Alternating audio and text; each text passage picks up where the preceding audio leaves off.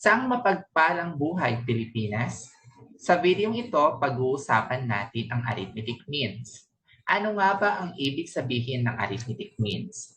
The term or terms between any two non-consecutive terms of an arithmetic sequence is called arithmetic means.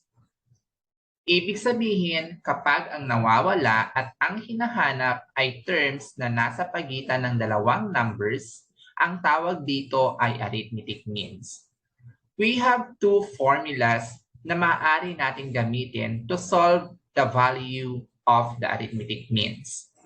Una, kapag ang hinahanap ay isang arithmetic lamang, gagamitin natin ang formula na a sub 2 is equal to a sub 1 plus a sub n all over 2, na kung saan ang a sub 1 is the first term, a sub n is the last term, and the a sub 2 is the second term, which is ang value ng arithmetic na ating hinahanap. Katulad na lamang ng ating illustration dito sa ibaba, para mais maintindihan natin kung ano ang ibig sabihin ng arithmetic mean at kung kailan natin gagamitin ang formula na ito. 12 blank 40. May kita natin sa ating illustration na isa lamang ang hinahanap na number o term sa pagitan ng dalawang non-consecutive terms. At ang halimbawa na ito ang nagpapahaliwanag o nagpapakita na ang hinahanap natin ay isang arithmetic lamang at gagamitin natin ang formula na a sub 2 is equal to a sub 1 plus a sub n all over 2. Pangalawang formula naman, gagamitin natin ito kapag 2 or more arithmetic means ang hinahanap. Ang a sub n is equal to a sub 1 plus n minus 1 times d ay siya ring formula ng ating arithmetic sequence at ito rin ang gagamitin natin kung 2 or more arithmetic means ang hinahanap. Katulad na lamang ng ating illustration na nasa ibaba. 12 blank, comma, blank, comma, blank, comma, 40. So makikita natin sa illustration na tatlo ang nawawalang arithmetic means. Sa pamamagitan ng formula ng arithmetic sequence, ito ang gagamitin natin upang makuha natin ang mga nawawalang arithmetic means sa pagitan ng two non-consecutive terms. Ang a sub n is the last term of the sequence, a sub 1 is the first term of the sequence, n is the nth term of the sequence, and d is the common difference of the sequence. Let us have our first problem using the first formula of an arithmetic means, which is the a sub 2 is equal to a sub 1 plus a sub n all over 2. Find the arithmetic mean of 15 and 71. Upang mas maunawaan natin ang problem number 1, let us illustrate the given example. Since ang arithmetic means ay laging nasa pagitan ng two non-consecutive terms and based on the problem number 1, isa lamang ang arithmetic means na hinahanap natin. Therefore, we have 15, comma, blank, and 71. So 15, comma, blank, comma, 71 is the illustration of the problem. Find the arithmetic mean of 15 and 71.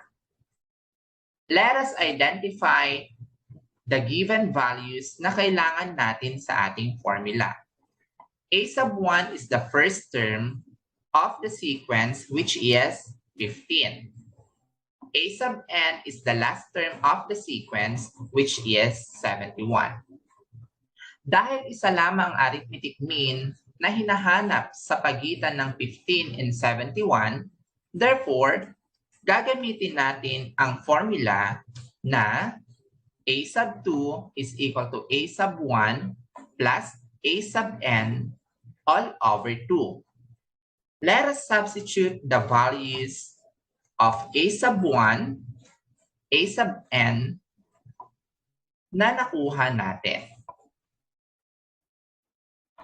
Therefore, we have a sub 1, which is 15, plus the value of a sub n, which is 71, all over 2. Now, let us get the sum of 15 and 71. 15 plus 71 is equal to 86, all over 2. Now, let us divide 86 by 2. So 86 divided by 2 is equal to 43. So ano ang ibig sabihin ng 43? So therefore,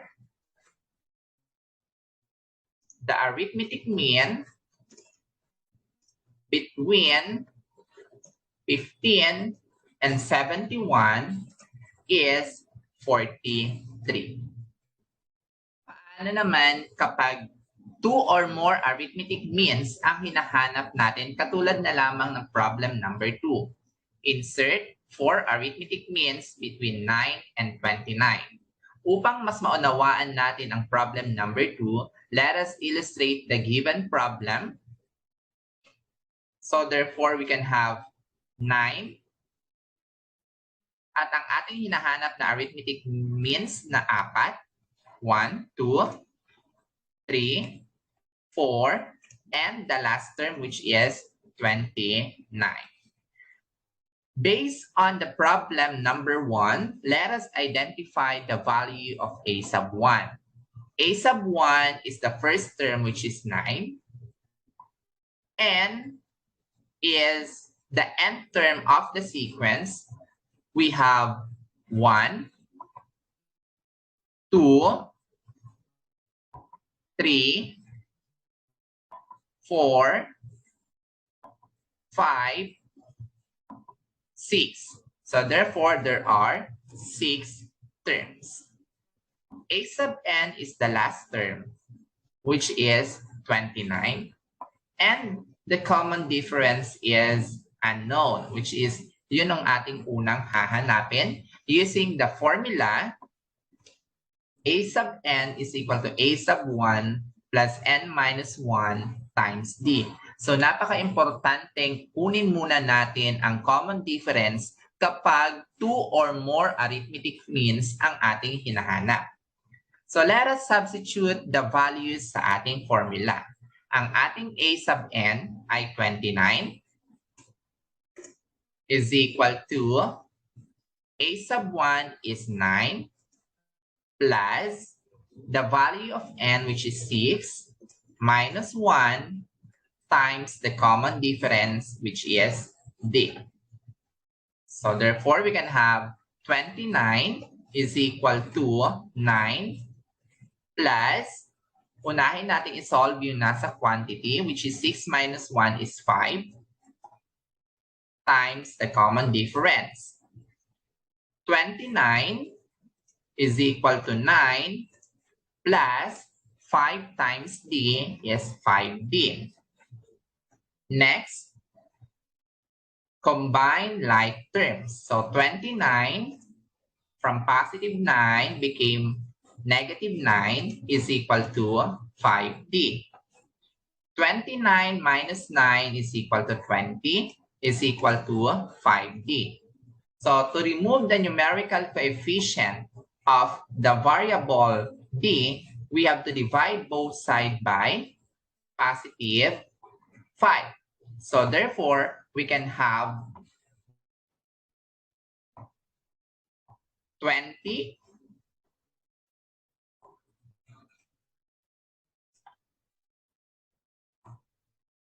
over 5 is equal to 5d over 5.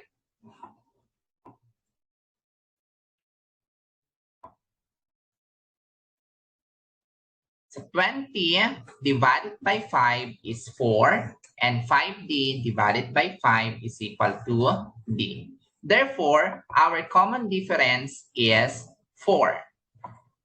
Napaka-importanting ang value ng common difference kasi gagamitin natin ito para makuha natin ang 4 arithmetic means between 9 and 29. Let us find the values of the 4 arithmetic means between 9 and 29 using the formula of an arithmetic sequence na a sub n is equal to a sub 1 plus the quantity of n minus 1 times d.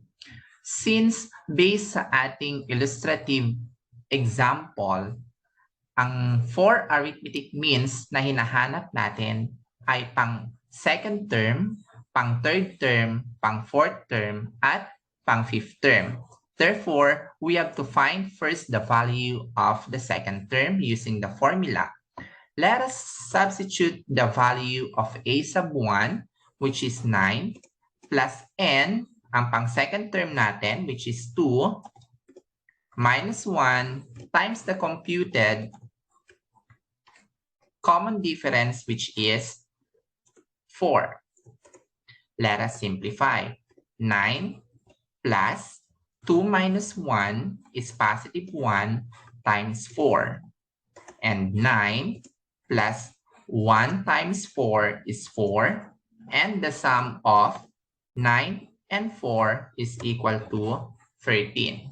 So 13 is our second term. Next, let us compute for the value of the third term. Using the formula again of the sequence, let us substitute the value of a sub 1, which is 9, plus n, 3, minus 1, times the computed common difference, which is 4, is equal to 9, plus 3 minus 1 is 2, times 4, is equal to 9, plus 2 times 4 is 8, and the sum of 9 and 8 is equal to 17. So 17 now is the third term. Next, the fourth term of the sequence. A sub 1 is 9 plus n, which is 4 minus 1 times the common difference of 4 is equal to 9 plus 4 minus 1 is 3 times 4 is equal to 9 plus 3 times 4 is equal to 12, and the sum of 9 and 12 is 21. Therefore, 21 is the fourth term. And last is the fifth term. The fifth term of the sequence, a sub 1 is 9 plus 5 minus 1 times the common difference of 4 is equal to 9 plus 5 minus 1 is 4 times 4 is equal to 9 plus 4 times 4 is 16, and the sum of 9 and 16 is 25. 25 is the fifth term of the sequence. Since we have already computed the value of the second term, the third term, the fourth term, and the fifth term, which are the 4 arithmetic means between 9 and 29, therefore, our conclusion, the 4 arithmetic means between 9 and 29 are 13, 17, 21, and 25. Naman kapag ang hinahanap ay first term at given na ang arithmetic means, katulad na lamang ng ating problem number 3. The arithmetic means between the first term and fourth term of an arithmetic sequence are 11 and 18. Find the first term. Let us interpret the given problem by illustration. Therefore, we can have the first term, which is yun ang hinahanap natin. 11, 18 are the arithmetic means between first term and the fourth term. The first blank represents the first term. 11 and 18 are the arithmetic means stated on the given problem. And the last blank represents the fourth term of the sequence. Using the values mentioned on the given, we can have a sub 1, which is the missing value, at ito ang ating hinahanap sa ating problem, the first term. Our common difference, let us assume that 18 is the second term and the first term is 11 to get the common difference. So 18 minus 11 is 7. Our last term in the sequence, let us assume that the last term is 18. So bakit hindi na natin consider yung last term? So since ang hinahanap lang naman natin sa problem ay first term, therefore, let us consider only the three terms of the sequence. And the last term is 18. And our end, the end term is 3. Using the formula of an arithmetic sequence, a sub n is equal to a sub 1 plus the quantity of n minus 1 times d, we can find the value of the first term. Let us substitute the values in the formula.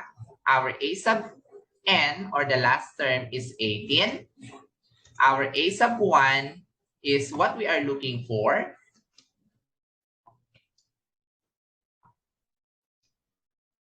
Then we have the value of n, which is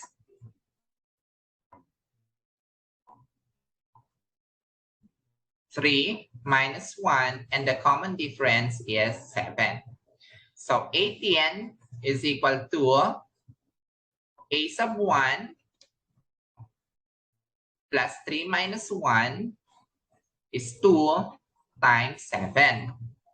So 18 is equal to a plus 1 plus 14. Combine like terms, 18 minus 14 is equal to a sub 1. So 18 minus 14 is positive 4 is equal to a sub 1. Thus, the first term of the arithmetic sequence is positive 4.